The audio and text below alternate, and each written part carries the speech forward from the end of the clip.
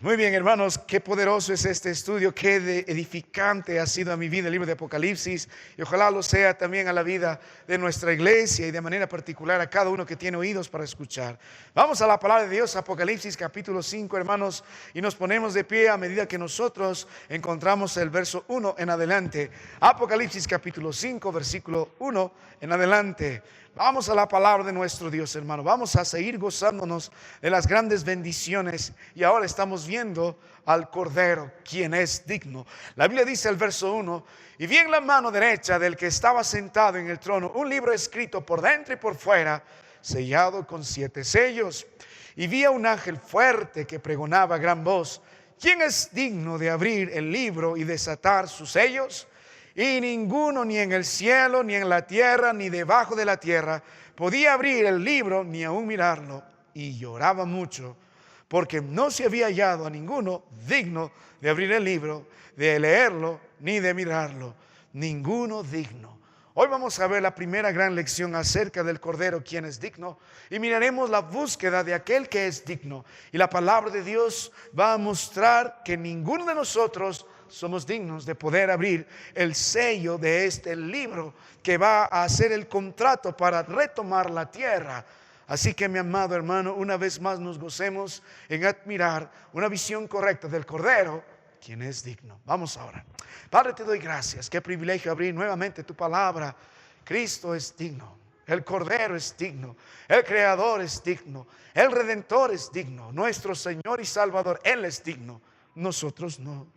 Al igual que Juan el Bautista daba testimonio de la luz, pero él no era la luz. Nosotros también esta noche queremos dar testimonio de Cristo.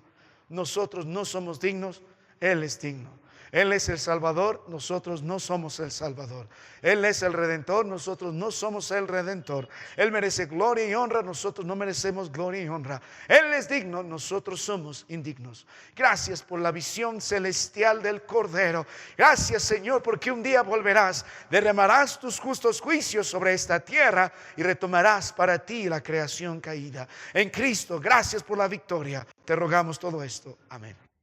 Hermano, por favor, ocupe su lugar. Medite esta noche en la siguiente pregunta, hermano mío.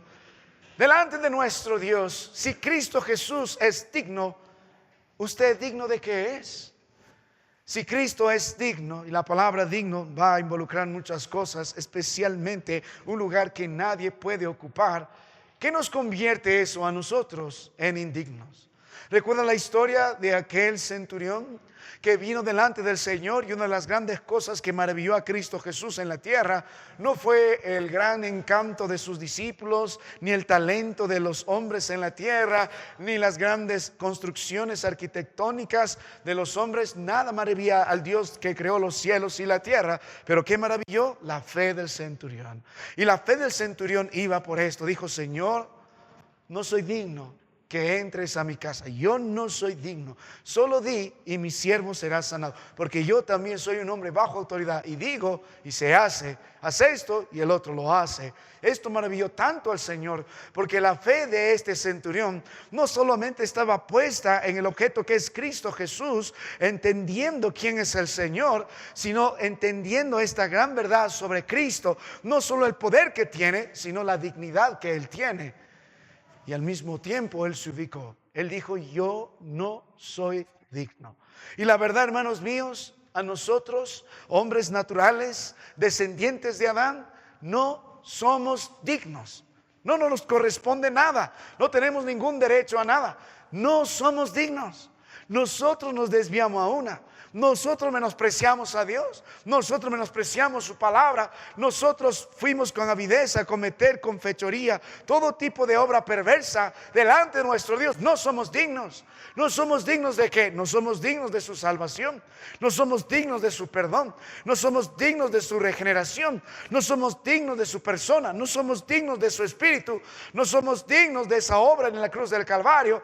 No somos dignos de su sangre preciosa. No somos dignos de su palabra.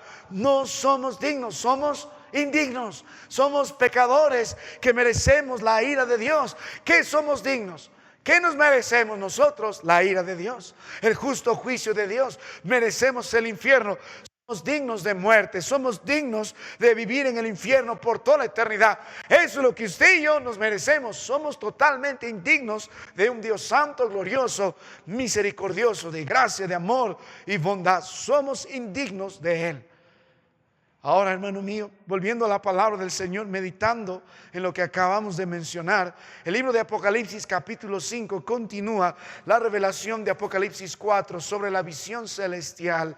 En Apocalipsis 4 la palabra de Dios nos mencionó que se abrieron los cielos, se abrió la puerta y ascendió a los cielos Juan y tuvo una visión sobre aquel que está sentado en el trono.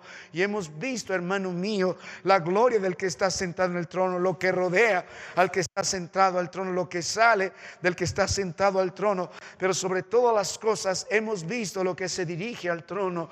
Y la palabra de Dios nos enseñó una sola cosa se dirige al trono, y la palabra de Dios nos dijo a partir del verso 8 hasta el verso 11 es adoración, y a partir de ahí empieza un gran cántico, una sinfonía en los cielos. Y tiene dos grandes movimientos. El primer movimiento está en Apocalipsis capítulo 4 y el mensaje se centra en el versículo 11. ¿Por qué se adora al que está en el trono? Porque Él creó todas las cosas, porque Él es el creador. Así que ¿quiénes adoran? ¿Quiénes adoran? Los seres vivientes empiezan este cuarteto. Luego se juntan los ancianos tirando sus coronas y nos han mostrado grandes lecciones de adoración a nuestro Dios. Y adoran con el gran tema porque Él es el creador. El segundo movimiento está en Apocalipsis capítulo 5 de esta gran sinfonía. Y ahora van a tener otro tema de adoración. La visión en los cielos continúa. La visión ahora es un poco más clara en cuanto a quién es no solo el creador, sino quién es el redentor. La palabra de Dios dice en Apocalipsis 5 en el verso 12 que decían a gran voz: el cordero que fue inmolado es digno de tomar el poder, las riquezas, la sabiduría, la fortaleza, la honra, la gloria y la alabanza y todo lo creado. ¿Y por qué razón? En el versículo 9 nos muestra la razón. Y cantan un nuevo cántico diciendo: digno eres de tomar el libro y de abrir sus sellos, porque tú fuiste inmolado y con tu sangre nos has redimido para Dios de todo linaje, lengua y pueblo y nación. El segundo movimiento de este gran himno celestial tiene que ver no solo con el tema de que Él es el creador, sino con el tema que Él es el Salvador, Él es el Redentor, y esto constituye a Cristo Jesús como aquel que es digno. Y Dios le pone esta verdad en Él. Él es el Cordero inmolado que es digno. Él es el Cordero inmolado que Él es digno. Ese es el tema del libro de Apocalipsis capítulo 5. Y la palabra de Dios nos va a mostrar en esta noche nuevamente por qué Él es digno. Porque Él es digno. Porque Él es el único soberano. Porque Él es el único rey. Y porque no hay nadie más, a pesar de las diferentes pretensiones de Satanás de ocupar el trono del Señor sobre este mundo y avivar el corazón de muchos como un fuelle de malignidad sobre el corazón de muchos para que se pongan como reyes en esta tierra. Hombres como Hitler, hombres como Napoleón, hombres en la antigüedad como Nabucodonosor y los reyes de los grandes imperios Medio, Persa, Grecia, Roma intentaron ocupar el trono del Señor. Aún en los días de Cristo Jesús, cuando Él nació, el rey Herodes, el rey de ese tiempo de la provincia de Judea, quiso destruir al rey eterno que es Cristo Jesús, que había nacido delante de Él. Pero todos estos nada más son usurpadores. Ellos no son dignos. El único que es digno es el Cordero que ha sido inmolado. ¿Y digno de qué es nuestro Dios? ¿Digno de qué es el Cordero? Nosotros hemos visto las últimas semanas en la que hemos estado meditando esto a manera de introducción, que Él es digno porque Él es legítimo. Él es el legítimo Rey. Él es el Creador. La palabra de Dios nos muestra la legitimidad de Él. Él es el heredero. Él es el único Dios. No hay otro como Él. Hemos meditado en esto. No solamente hemos visto que Él es digno, Él es el único Rey porque es legítimo, sino también porque ha sido dado testimonio de Él. Aquí en el libro de Apocalipsis 5 verso 1, Juan está dando testimonio, el apóstol, y vi en la mano derecha de Dios. Él está escribiendo las cosas que Dios quiere que Él pueda escribir. Él es digno porque Él por derecho por derecho, Él es legítimo rey. Él es el digno. ¿Por qué razón? Porque su palabra da testimonio. Juan nada más es un mensajero y es un heraldo de las verdades de la palabra del Señor. Y también hemos considerado que Él es legítimo. Él es el único rey, porque Él es el que tiene, dice la palabra de Dios, en el versículo 1, y vi en la mano derecha del que estaba sentado en el trono un libro escrito por dentro y por fuera, sellado con 7 sellos. Este libro también hace legítimo al rey, porque el único que puede tomar este libro, el único que puede abrir sus sellos es el Rey Jesucristo, el Cordero inmolado. No hay otro. Y hemos nosotros dejado nuestro mensaje la última vez allí. ¿Y qué representa este rollo escrito? Y básicamente, luego de nuestro análisis y nuestro estudio, hemos llegado nosotros a la conclusión de que este libro, el que Juan está viendo, que tiene Dios en la mano derecha, es el título de propiedad de la tierra que Dios dará a Cristo Jesús. Sin embargo, a diferencia de los documentos legales de aquellos días, este no recoge los detalles descriptivos de este título, sino más bien la forma en la que Dios va a retomar nuevamente para sí la tierra. Entonces, este libro es sumamente importante, y a partir de Apocalipsis capítulo 5, Apocalipsis capítulo 6 y los capítulos que continúan, se va a ver la forma en la que el Señor va a ir retomando la tierra, derramando sus juicios. Cada sello es un juicio, y cada trompeta que veremos, cada copa de la ira es un juicio. Todo esto está estipulado en este libro. Entonces, ¿qué hace que Jesucristo, el Cordero inmolado, sea digno de gloria, honra, honor y alabanza? ¿Qué hace? Él es el legítimo rey. ¿Qué hace que Jesucristo sea el digno de ser rey sobre nosotros? Él es legítimo rey por derecho. Pero ¿qué hace también? Su palabra da testimonio de que Él es el único rey, y también el poder que Él tiene para tomar este contrato y desatar sus sellos. No hay otro. Ahora, si volvemos a las Escrituras, hermano, en esta noche vamos a desarrollar entonces todo nuestro mensaje bajo la siguiente verdad: Jesucristo es el Cordero digno de tomar el libro y ejecutar los juicios de Dios para reclamar la tierra. Es la gran verdad del versículo 1. Es Jesucristo. No hay otro. Así que, hermano, la pregunta es nuevamente: ¿por qué Jesucristo es digno de tomar este libro? Porque solamente Él puede desatar los sellos y derramar toda la ira de Dios para recobrar la tierra para sí mismo. ¿Y por qué debemos gozarnos con esa verdad, conocer esa verdad, predicar esa verdad y cantar acerca de esa verdad? ¿Por qué razón? Entonces, hermano mío, permíteme ayudarle a mostrar 3 grandes razones por las que Él es el Cordero digno de tomar el libro. Sí, Él es el digno rey, es el digno de honor, de gloria y honra. No hay otro. Él es legítimo, su palabra lo afirma, y el libro también lo predica. Es el único que puede tomar. Pero ¿por qué Jesucristo es el único que puede tomar este libro, este contrato, y tomar nuevamente la condición pecaminosa de esta tierra y recobrarla? ¿Por qué? Vamos a ver primera razón.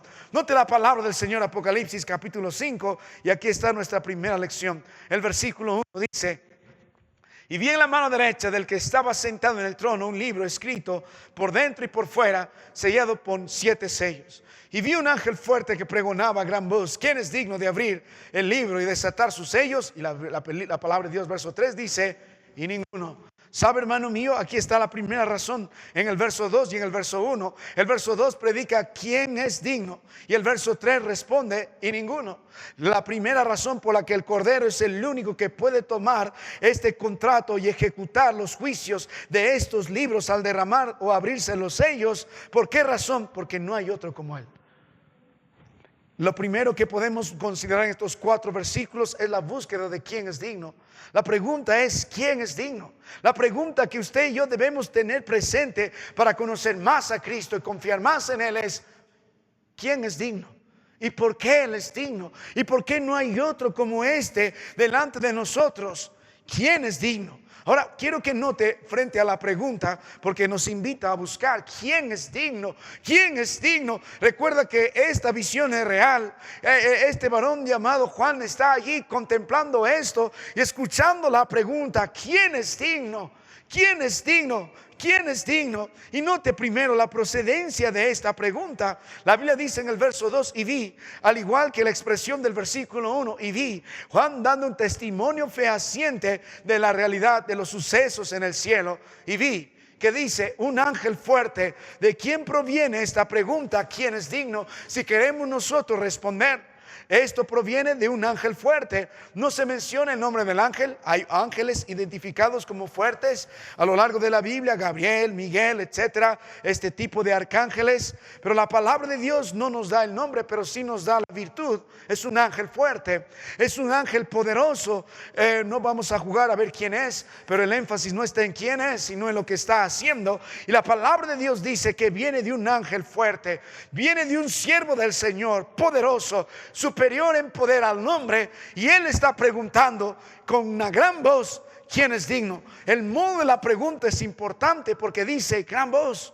Esta expresión es una proclamación con gran volumen, de tal forma que todo rincón del universo puede escuchar la pregunta: ¿quién es digno? No tienes delante, hermano mío, a un sencillo hombre cansado y bueno, tengo que hacer el trabajo y preguntar quién es digno. Ves a un ángel fuerte y poderoso, mensajero de nuestro Dios, siervo del Señor, y pregunta a gran voz, una voz poderosa, proclama, que resuena por todo el universo: ¿quién es digno? Los cielos son estremecidos por la pregunta: ¿quién es digno? La tierra es estremecida por la pregunta: ¿quién es digno? El Hades es estremecida por la pregunta: ¿quién es digno? Porque la dirección de la pregunta es a toda la creación. El libro de Apocalipsis capítulo 10, en el versículo 1, se ve una visión parecida de un ángel fuerte. Mire la Biblia: vi descender del cielo a otro ángel fuerte, envuelto en una nube, con el arco iris sobre su cabeza, y su rostro era como el sol, y sus pies como columnas de fuego. Tenía en su mano un librito abierto, y puso su pie derecho sobre el mar y el izquierdo sobre la tierra, y clamó a gran voz como ruge un león. Y cuando hubo clamado, sus truenos emitieron sus voces, o 7 truenos emitieron sus voces. De esta forma también está proclamando por primera vez este ángel fuerte, preguntando: ¿quién es digno? ¿Quién es digno? Los cielos preguntan a través de este siervo: ¿quién es digno? Lo pregunta de una forma portentosa, fuerte, estridente: ¿quién es digno? Y lo dirige a toda la creación: ¿quién es digno? Así que, hermano mío, la pregunta está dada, el problema ha sido presentado. ¿Por qué Jesucristo es digno de tomar el control de este libro, y a través de la ejecución de los juicios, al abrirse los sellos, va a retomar la creación?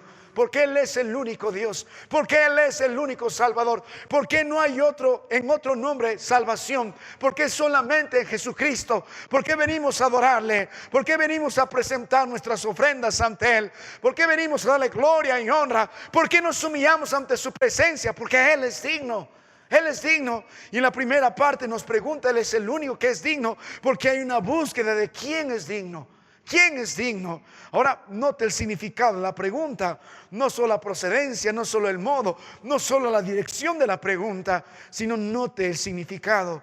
Dice: ¿quién es digno? ¿Sabe, hermano mío? Cuando el Señor, y puede relacionar todo lo que está pasando en los primeros 14 versículos y lo que se amerita para tomar este libro y desatar sus sellos y retomar a sí mismo la creación caída, tiene que ver la dignidad con alguien que tenga una virtud innata de poder tomar esto. ¿Quién puede tener la dignidad innata por naturaleza, inherentemente a su persona, de tomar esto? ¿Quién? ¿Quién es el único? Si miramos alrededor de nosotros, somos pecadores. Nosotros no somos dignos, ya hemos dicho, somos indignos de Dios. Somos dignos más bien de su ira, es lo que somos. Pero ¿quién tiene la dignidad innata y virtuosa de poder tomar esto? Por naturaleza, ¿quién puede tener derecho a tomar esto? ¿Quién es digno?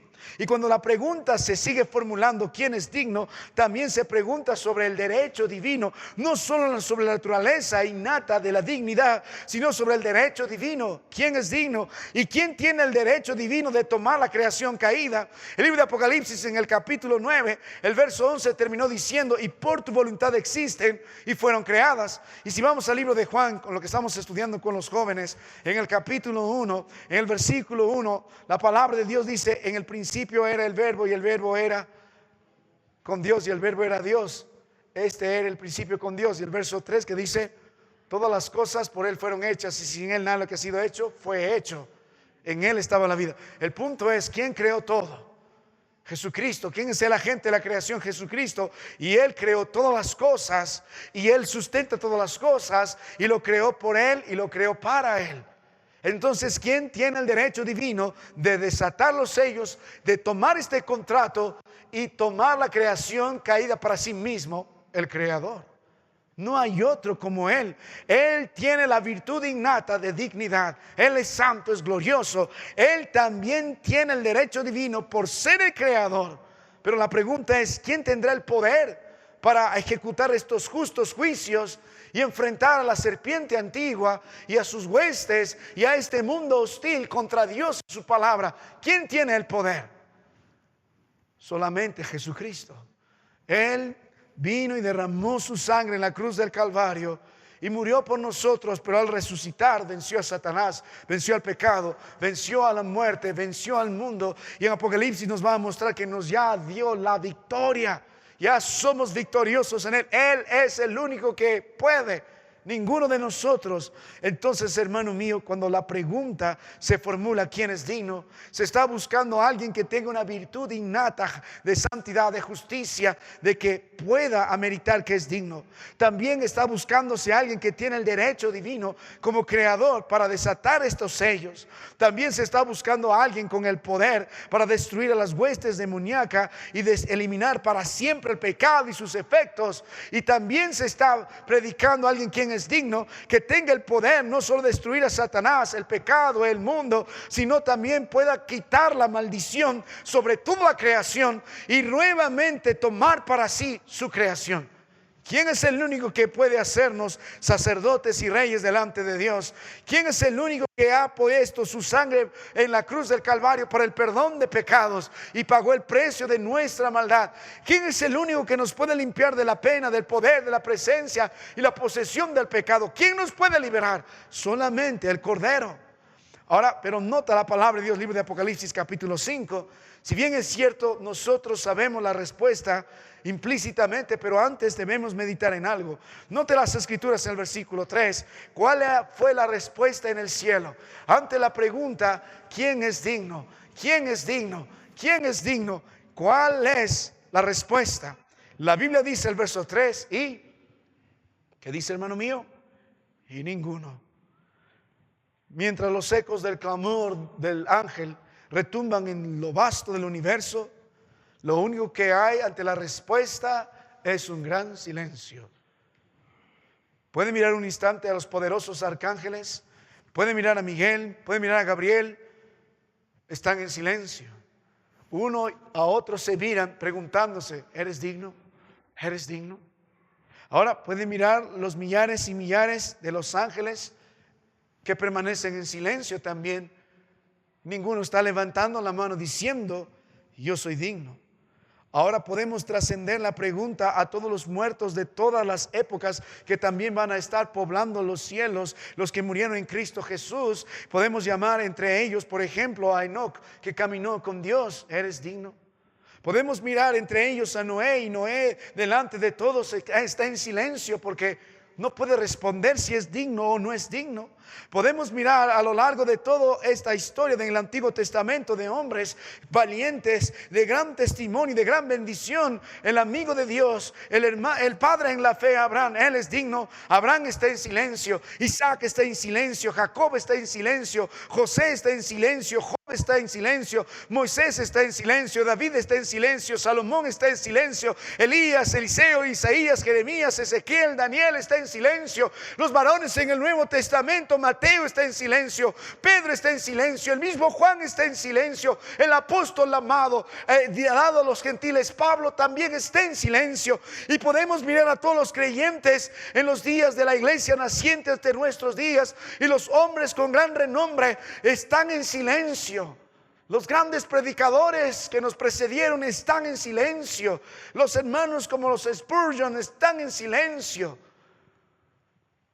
¿Por qué? La respuesta obvia es: y ninguno. Y la palabra de Dios hace el énfasis: ni en el cielo, ni en la tierra, ni debajo de la tierra. Ninguno es digno. Por más santo que son los ángeles, no son dignos. Por más grandes que fueron los hombres que murieron en Cristo Jesús, no son dignos.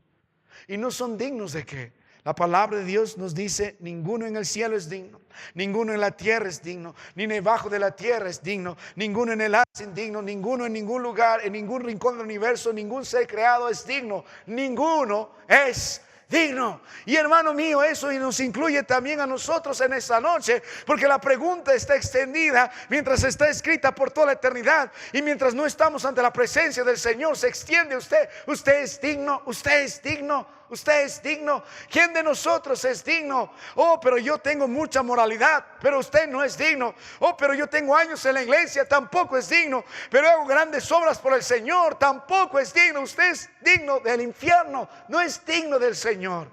No es digno, no somos dignos. No somos dignos. ¿Y de qué no somos dignos? Y la palabra de Dios nuevamente dice en el versículo 3: y ninguno en el cielo, ni en la tierra, ni debajo de la tierra podía, que dice, abrir el libro, ni aun mirarlo. Ahora en el versículo 4 dice: y oraba yo mucho porque no se había hallado ninguno digno de abrir el libro, ni de leerlo, ni de mirarlo.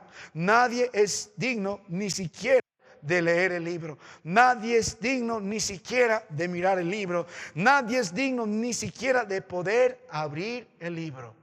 Ninguno. Hermano mío, usted debe entender algo. Nosotros no somos el Salvador. Nosotros necesitamos un Salvador. Esto es importante, pero pastor, eso es obvio. Usted puede responder verbalmente, pero sin su entendimiento esta verdad. Mire el libro de Juan capítulo 1 en el versículo 19. Note la palabra de nuestro Dios. Libro de Juan capítulo 1 en el versículo 19. Las escrituras dicen lo siguiente: este es el testimonio de Juan cuando los judíos enviaron a Jerusalén sacerdotes y levitas para que le preguntasen: ¿tú quién eres? Cuando meditamos en quién es el Señor, entonces debemos meditar quiénes somos nosotros.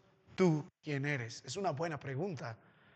La palabra de Dios responde, el versículo 20. Juan dice: confesó y no negó, sino confesó. ¿Qué dijo? Yo no soy el Cristo. En el libro de Juan, en el capítulo 1, la palabra de Dios nuevamente dice lo siguiente, en el versículo 6. Hubo un hombre enviado de Dios, el cual se llamaba Juan. Este vino por testimonio, para que diese testimonio de la luz, a fin de que todos creyesen por él. Verso 8. No era en la luz, sino para que diese testimonio de la luz. Juan reconoce: yo no soy el Salvador, yo no soy el Verbo, yo no soy la luz, yo no soy la vida, yo no soy el camino, yo no soy la verdad, yo no soy el Cristo, yo no soy el Salvador. Yo solamente soy un instrumento de este hombre, de este Dios, solo soy un heraldo, yo no soy. ¿Sabe, hermano, por qué es importante responder esta primera pregunta? Porque más abajo este varón va a decir, verso 23, en Juan 1:23, yo soy la voz de uno que clama en el desierto, enderezad el camino del Señor, como dijo el profeta Isaías. Esta pregunta me transformó a mí la vida, y gracias a esa pregunta y gracias a la respuesta estoy aquí. Esto me llamó al ministerio. ¿Quién eres tú? De veras, ¿quién eres tú? ¿Qué quieres ser en esta vida? ¿Qué te define? ¿Cuál es tu propósito? ¿Quién eres tú? Y lo primero que usted debe aprender: quién no es. Usted no es Dios, usted no es el Salvador, usted no es la verdad, usted no es la vida. Usted es un pobre pecador que ha sido salvo por gracia. Y si está en la gracia de Dios, Dios lo llamó a la salvación y Dios le llamará al servicio. El libro de Tito 1, verso 1 dice: Pablo, siervo de Dios y apóstol de Jesucristo. Era Saulo, ahora es Pablo. Dios le llamó de las tinieblas a la luz admirable y le llamó a la salvación, pero luego le llamó a ser siervo de Dios. ¿Quién eres tú? Ahora el apóstol Juan entiende, este otro Juan también entiende, no hay ninguno. No hay ninguno. Nosotros no somos dignos. Nosotros no tenemos el poder. Nosotros no somos el Salvador. Nosotros no somos el juez. Nosotros no tenemos ni siquiera la capacidad de leer, ni mirar, ni entender, ni ver todo esto. Nosotros más bien dependemos totalmente de este Dios. No somos los salvadores. Cristo Jesús es Salvador. Él es la vida. Él es la verdad. Él es la luz. Él es el Cordero inmolado. Él es el que tiene el poder. Él es el que venció a la muerte. Él es el Cordero inmolado. Nosotros nada más somos un reflejo y nuestro trabajo es apuntar al Cordero. No somos la luz, Él es la luz. No somos la verdad, Él es la verdad. Nosotros no somos la vida, Él es la vida. Juan dijo: he aquí el Cordero de Dios que quita el pecado del mundo. Así que vuelvo un momento a la palabra de Dios. La búsqueda en todo el universo, desde el infierno hasta el cielo, desde todos los puntos cardinales del universo, desde todos los tiempos, en todos los habitantes, trae el resultado y dice: no hay ninguno que es digno, ni de abrir, ni de leer, ni de el poder de entender y ejecutar estos juicios. No hay ninguno que es digno, y esto nos incluye a cada uno de nosotros. Ninguno es digno. Ahora vuelva a la palabra de nuestro Dios. Libro de Apocalipsis, en el capítulo 5, hermano mío, estamos aprendiendo la primera lección: ¿por qué el Cordero es digno de tomar estos sellos? Y la Biblia responde: porque no hay otro que es digno. Es la primera razón, y en esto se está buscando. Hemos visto de quién viene esta pregunta, hemos visto cómo se pregunta, hemos visto a quienes dirigen y estamos viendo la respuesta a esta pregunta. Y la respuesta es ninguno, y ninguno, y ninguno, y ninguno. Y nos da las razones porque nadie puede leer el libro, nadie puede entender el libro, nadie puede abrir el libro, nadie, mucho menos ejecutar. Ahora, nota la reacción que viene a la pregunta. Aquí dice la palabra del Señor, versículo 4, está hablando de Juan. Me amo la palabra de Dios, porque en capítulo 5, verso 1 empieza diciendo y otra vez este conector, el versículo 2 y el versículo 3 y el versículo 4 y. Él nos está mostrando una secuencia clara de todas las escenas, de toda esta escena y toda esta búsqueda en el cielo. Yo vi y luego vi un ángel y no había ninguno. Y ahora el verso 4 que dice: y lloraba yo mucho. ¿Sabe qué interesante esto? ¿Alguna vez pensó que alguien en el cielo derramaría lágrimas? Incluso si no recordara este libro, usted diría: no, pastor, es imposible. El cielo nadie va a llorar. Pero aquí la palabra de Dios dice que hay un hombre llamado Juan en el cielo, y no solo está llorando, sino la palabra de Dios dice que está llorando mucho. ¿Por qué un hombre en el cielo lloraría mucho? La palabra aquí, hermano mío, va a involucrar tristeza, va a involucrar desánimo frente a lo que está sucediendo. ¿Por qué este hombre en el cielo está llorando mucho? La reacción de Juan el amado ante la verdad que no hay ninguno debe a nosotros animarnos a tomar en cierta forma la misma actitud. Porque Juan comenzó a llorar mucho. ¿Por qué razón? Porque no se había hallado a ninguno digno de abrir, ni de leer, ni de mirar ese libro. Recuerda que este libro, que es el contrato que Dios está dando aquí en al Cordero, para que a través de la ejecución de los sellos, que es el modo en el cual Dios estipula cómo va a retomar la creación así. Entonces, ¿por qué viene la tristeza, el lamento? ¿Por qué está expresando una emoción tan fuerte, incontenible? Imagina el cielo delante del trono, delante del Cordero, delante de los cantores, delante de la multitud, de las huestes celestiales, delante de los seres vivientes y los ancianos y de toda la creación. Juan es el único que está llorando, y está llorando mucho. Es un gran contraste. Y la razón es esta. ¿Sabe? Si este libro no se abre y sus sellos no son desatados y los juicios no son derramados, entonces la creación está perdida. A lo largo de toda la palabra de Dios nosotros podemos ver que este llanto amargo, este llanto que predica una emoción muy fuerte e incontenible, ha sido bastante marcada por muchos hombres del Señor. No puede mirar estas lágrimas, hermano mío, del apóstol Juan. Estas lágrimas no se asemejan mucho probablemente a las lágrimas en algún momento de Adán y Eva, cuando fueron expulsados del huerto y ellos supieron que por su pecado han sido destituidos de la gloria de Dios y ahora han fracasado como hombres. Han perdido su privilegio, ahora están sentenciados a la muerte. Ellos recordaban: el día que comieres del fruto de aquel árbol, ciertamente morirás. Ahora cuando ven a los querubines cuidando el huerto con espadas de fuego, el lamento de esta mujer es grande, el lamento de Adán es grande. ¿Qué va a ser nuestra vida sin Dios, sin su comunión, sin su paz? ¿Cómo vamos a volver a Él? Él es la fuente de toda vida, es la fuente de todo bien, es la fuente de toda luz. Sin Él estamos muertos, no hay vida, no hay luz, hay caos, tinieblas, desorden, muerte y consecuencias penosas, eternas por nuestras maldades. ¿Qué va a ser de nosotros? Y las lágrimas caen de Eva y las lágrimas caen de Adán. Y en Génesis 3:15 Dios busca consolar el corazón de esta pareja, este hombre y esta mujer. Y en Génesis 3:15 Dios promete que de la simiente de la mujer nacerá uno que va a destruir a Satanás, uno que destruirá el reino de las tinieblas. La esperanza se aviva. Son salvos al creer que un día vendrá un Salvador y se vestirá de hombre y será Dios en medio de nosotros y destruirá a la mujer, destruirá a la serpiente. Oh, mi amado hermano, y a lo largo de toda la palabra de Dios, y menciona toda la época hasta nuestros días, muchos hombres lloraron de la misma forma, esperando que el Señor venga y nuevamente nos tome y destruya a Satanás, y destruya a Satanás. Las lágrimas, hermano mío, de este hombre también se asemejan no solo a Adán y a Eva, sino también a aquel pueblo suyo que vivía en esclavitud en Egipto, bajo el cautiverio y el látigo de Faraón, que lloraba por libertad, que lloraba para tener gozo y paz. Y estos escogidos del Señor por su gracia fueron tomados con gran poder e introducidos a una tierra que fluye leche y miel, buscando salvación, buscando redención, buscando victoria. Aún así este pueblo fracasó, y ve el llanto y el lamento de Jeremías, de Isaías, al mirar que el pueblo fracasó y nuevamente sumergido.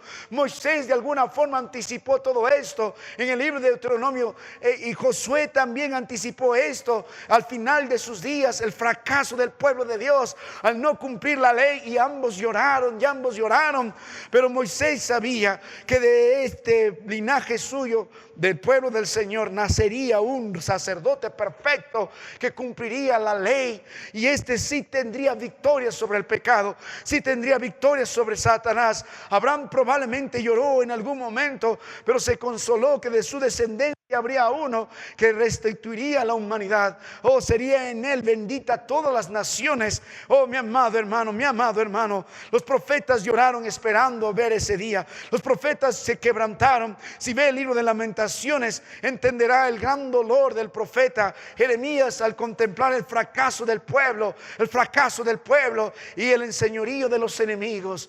Hermano mío, ¿puedes entender esto? ¿Puedes entender esto? Nosotros estamos en una condición pecaminosa. Nosotros somos el objeto de la ira de Dios. Nosotros somos pecadores. Nosotros merecemos el infierno. Satanás se enseñorea. El mundo se enseñorea. El pecado está sobre cada uno de nosotros. Y el que no cree ya ha sido condenado. Cualquiera que no tiene a Cristo se lee en su frente: la paga del pecado es la muerte. Hay muchos que ya están quemándose en el infierno y lo harán por toda la eternidad. Pero mi amado hermano, a pesar de toda esa terrible, penosa condición de nosotros, ¿cuál debe ser la esperanza, el anhelo, el clamor del creyente? Señor, manda al Salvador. Señor, redímenos, vuélvenos a ti. Y cuando Cristo Jesús apareció en medio de nosotros, el reino de las tinieblas se enseñó aún más con Él. Y cada uno de estos apóstoles aprendieron a contemplar al Rey y aprendieron a mirar por la fe que éste va a vencer a Satanás. Y lo hizo a través del sacrificio en la cruz del Calvario. Y ahora, mirando por la fe a lo largo de todos estos tiempos, estás mirando a Juan en aquellos días, en aquel momento, aquella visión del cielo. Probablemente siente el miedo. Sí está llorando, muy buena su intención. No hay nadie quien nos salve. ¿Cómo si no se derrama estos juicios? No vamos a tener redención. Está llorando por eso, está llorando por eso. Pero aunque está llorando así, no es muy justificada su llanto. Porque Juan va a tener que aprender también más adelante. Mientras él lloraba, la palabra de Dios dice en el versículo 5: y uno de los ancianos me dijo, no llores. Cristo Jesús usó estas mismas palabras para consolar en el libro de Lucas 7 a la viuda de Naín. Y le dijo, no llores, cuando ella está enterrando a su único hijo. Usó la misma expresión en el libro de Lucas capítulo 8, el verso 52, para consolar a aquellos que estaban llorando y lamentando por esta niña que murió. Dijo, no lloréis, no está muerta, sino que duerme. Es la misma expresión cuando estas mujeres vinieron y estaban llorando en el sepulcro, ¿dónde está? Y Cristo dijo, no llores. El llanto, aunque puede tener cierta justificación, porque predica la necesidad de un Salvador. Sin el Señor, lloremos, hermano. Quebrantes, hermano. Lamente en gran manera. ¿Qué será de su vida y la vida de su familia sin la obra de Cristo? Llore, llore amargamente. Llore, quebrántese. Pero la palabra de Dios nos muestra el consuelo. El consuelo está aquí. Y esto vamos a considerarlo con más énfasis la próxima semana. He aquí el león de la tribu de Judá. He aquí la mujer que está llorando y está enterrando a su único hijo. No llores. He aquí el Salvador, el que esté muerto, pero si cree, vivirá. Aquellas familiares que están llorando por esta niña muerta, no llores, ella duerme. He aquí el autor de la vida. Aquellas mujeres que están llorando en la tumba vacía, hey, no duermas, no llores, no llores. He aquí el que vive por siempre. Y mientras Juan llora, he aquí, no llores. Si hay un Salvador, si hay alguien que es digno, y ese león, vamos a ver al detalle esto, de la tribu de Judá, de la raíz de David, ha vencido para abrir el libro y desatar sus 7 sellos. Cuando hace la expresión el león de la tribu de Judá, de la raíz de David, en todos los pactos, cuando Dios proclamó acerca del Mesías que vendría, uno de los más grandes es el pacto que hizo con David, un pacto incondicional, donde le mostró a David que de su linaje vendría un rey y sería un rey eterno. Y aquí está diciendo, no te preocupes, he aquí el rey, he aquí el Señor y Salvador, he aquí, Él puede abrir los sellos, Él puede leer el libro, Él puede abrir el libro y Él puede ejecutar el contrato del libro y derramar la ira para rescatar a su pueblo. ¿Sabe qué, mi amado hermano? Las lágrimas de este hombre quedan fuera de lugar por esta razón. Aunque está quebrantándose en el cielo, aunque hay una profunda tristeza, refleja una vida sin el Señor y es justificada en ese punto, pero debe ser inmediatamente consolada cuando mira a aquel que sí es digno, aquel que sí es poderoso, aquel que sí puede, aquel que sí va a hacerlo y aquel que sí lo mostró por nosotros, la forma de cómo nos redimió en la cruz del Calvario, pero ahora volverá por segunda vez a retomar su creación. Hermano mío, aunque usted intente, pero si Cristo no obra en su vida, seguirá siendo una vida miserable de desconsuelo. ¿Sabe qué? Cuando miro yo nuevamente la palabra del Señor y vuelvo a mirar al Calvario, podemos mirar lo mismo, el gran testimonio de esta verdad, el juicio que viene sobre aquel que está en el madero por culpa de nosotros, que nos lleva a la salvación. Lo mismo está pasando acá, el juicio que tiene que venir sobre esta tierra y ser destruida por completo Satanás, la serpiente antigua, sus huestes y todos aquellos rebeldes, para que nosotros podamos tener cielo nuevo y tierra nueva.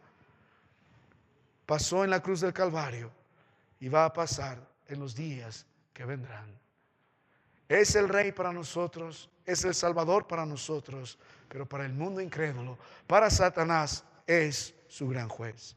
El libro de Isaías 53, verso 5 lo pone de esta forma. Dice: mas el herido fue por nuestras rebeliones, molido por nuestros pecados. El castigo de nuestra paz fue sobre él, y por su llaga fuimos nosotros curados. Era necesario que se derrame el juicio para que usted y yo podamos ser salvos. Pero en este caso, el Rey, el león de la tribu de Judá, la raíz de David, el cordero inmolado, tomó nuestro lugar en la cruz del Calvario. El juez derramó su ira y ese mismo juez fue nuestro Salvador. Mi amado hermano, Juan llora porque ¿quién va a salvarnos? No hay nadie digno, no hay nadie digno. Y se consuela al mirar que aquí está el león de la tribu de Judá, la raíz de David, el Señor, juez, pero también el Salvador y el Redentor. Es lo que hemos visto en lo que predica el libro. ¿Quién podrá ser? Es necesario que se desate la ira de Dios. Es necesario que se destruya Satanás. Es necesario que se destruya este sistema de tinieblas. Es necesario que los hombres impíos reciban su porción en el infierno.